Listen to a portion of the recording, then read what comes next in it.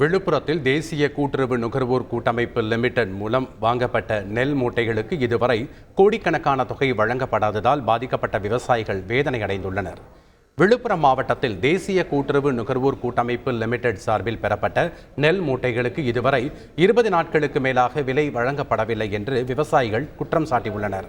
260 கோடி ரூபாய் வரை பல்வேறு மாவட்டங்களில் உள்ள விவசாயிகளுக்கு பணம் வரவு வைக்கப்படவில்லை என தெரிவிக்கப்பட்டுள்ளது.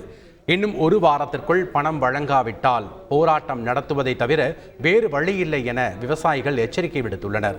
இதுகுறித்து தேசிய கூட்டுறவு நுகர்வோர் கூட்டமைப்பு லிமிடெட் மண்டல மேலாளர் பாஸ்கரனிடம் விளக்கம் கேட்டபோது விவசாயிகளுக்கு படிப்படியாக பணத்தை வழங்கி வருவதாகவும் விரைவில் கணக்கில் பணம் வரவு வைக்கப்படும் என்றும் தெரிவித்தார். இதை கேட்டால் இன்றைக்கு அனுப்பிவிடுறோம், நாளைக்கு அனுப்பிவிடுறோம். ஆனால் எங்களுடைய வாழ்வாதாரமே நெல் தான். நெல்லில் வர்ற பணத்தை வச்சு தான் நாங்கள் குடும்பமே நடத்தணும். எங்கள் வயோதிகர்களுக்கு வைத்தியம் பார்க்க முடியல, எங்கள் பிள்ளைகளை ஸ்கூலில் சேர்க்க முடியல. இது மாதிரி ஒரு பெரிய சிரமத்தில் இருந்துக்கிட்டு இருக்கோம். ஆகையால் இந்த பணத்தை பெறுவதற்கு உண்டான வழியை தமிழக அரசு செய்து கொடுக்க வேண்டும். மத்திய அரசு 3 மாதங்களுக்கு முன்னாடியே 1185 கோடி ரூபாயை தமிழ்நாடு அரசிடம் கொடுத்து விட்டார்கள்.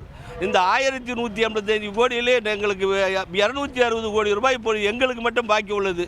மத்திய அரசாங்கம் நெல் தொகுப்பில் வாங்கிறதுக்கு மட்டும். அது இல்லாத மாநில அரசாங்கம் நுகர்பொருள் வாணிப கழகம் மூலம் வாங்கிட்டு இருக்காங்க. அந்த நுகர்பொருள் வாணிப கழகம் இதை ரிலீஸ் பண்ணணும். ஆனால் இதுவரை ரிலீஸ் பண்ணாத இருக்காங்க.